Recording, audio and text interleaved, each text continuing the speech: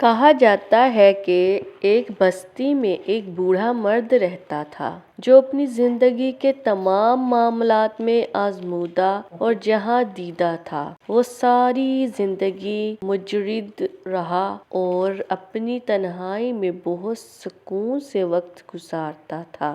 نہ کسی کا بوجھ، نہ کسی سے شکایت، بس صبح و شام اپنی مرضی سے زندگی گزارنا اس کا معمول تھا۔ مگر ایک دن اسے خیال آیا کہ اب عمر ڈھل چکی ہے اور اکیلے زندگی گزارنا مشکل ہو رہا ہے۔ چنانچہ اس نے اپنے چند قریبی لوگوں کے مشورے سے نکاح کرنے کا فیصلہ کیا۔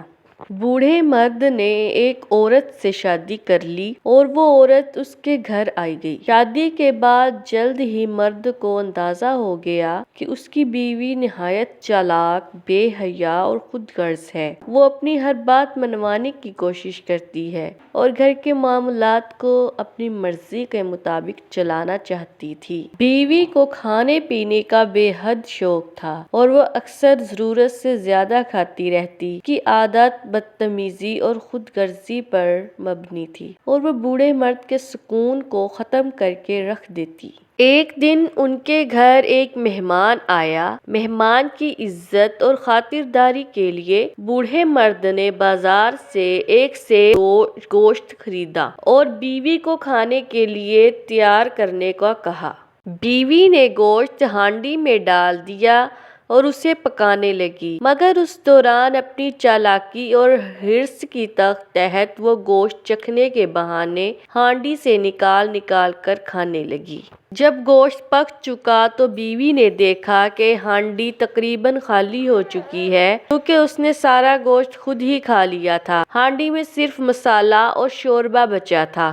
جب بوڑھا مرد ہانڈی دیکھنے آیا تو وہ حیران رہ گیا کہ ہانڈی میں گوشت کا نام و نشان تک نہ تھا۔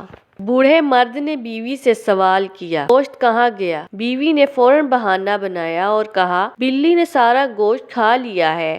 بوڑھا مرد بیوی کی چالاکی اور جھوٹ کو فوراً سمجھ گیا، مگر اس نے حکمت سے کام لینے کا فیصلہ کیا اور وہ بازار گیا اور ایک ترازو خرید کر واپس آیا۔ بوڑھے مرد نے کہا، ٹھیک ہے، اگر بلی نے سارا گوشت کھا لیا ہے تو ہم اس کا وزن کر کے حقیقت معلوم کر لیتے ہیں۔ یہ کہہ کر اس نے بلی کو پکڑا اور ترازو کے پلڑے میں رکھا۔ جب وزن کیا گیا تو بلی کا وزن پورے ایک سیر نکلا۔ بوڑھے مرد نے بیوی سے کہا، اگر یہ بلی ہے تو گوشت کہاں گیا؟ اگر یہ گوشت ہے تو بلی کہاں ہے؟ یہ سوال سن کر بیوی حیران رہ گئی اور اس کا جھوٹ فوراً بے نقاب ہو گیا۔ وہ شرمندگی کے مارے کچھ نہ بول سکی۔ حاصل سبق: یہ کہانی کئی اہم سبق دیتی ہے۔ جھوٹ زیادہ دیر تک نہیں چھپتا، سچائی ایک نہ ایک دن ظاہر ہو جاتی ہے، چاہے کوئی کتنا ہی چالاک کیوں نہ ہو۔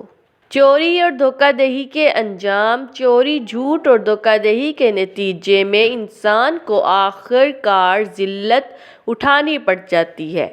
حکمت سے مسئلے حل کرنا: عقل مند اور حکمت والے لوگ مشکلات کا سامنا صبر اور حکمت سے کرتے ہیں، سچائی کا اور پردہ فاش کر دیتے ہیں۔ حرص اور لالچ کا انجام: لالچ اور حرص انسان کی بدنامی کا سبب بنتے ہیں، جیسا کہ اس کہانی میں چالاک بیوی کے ساتھ ہوا۔ کہانی کا ماخذ: یہ کہانی معروف اسلامی مصنوع مولانا روم سے لی گئی ہے۔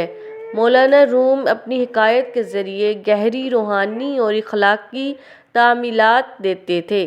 یہ حکایت بھی جھوٹ اور دھوکہ دہی کے انجام کو ظاہر کرنے کے لیے بیان کی گئی ہے۔ مولانا روم کے الفاظ میں چور کے 100 دن ہوتے ہیں لیکن سچائی کا ایک دن سب پر بھاری ہوتا ہے۔ نتیجہ: چور کی ہانڈی زیادہ دیر تک نہیں چلتی اور سچائی کا ایک دن جھوٹ کے 100 دنوں کو مات دے دیتا ہے۔ جھوٹ بولنے اور دھوکہ دینے والوں کو ہمیشہ یہ یاد رکھنا چاہیے کہ ان کے اعمال ایک دن ضرور ظاہر ہوں گے۔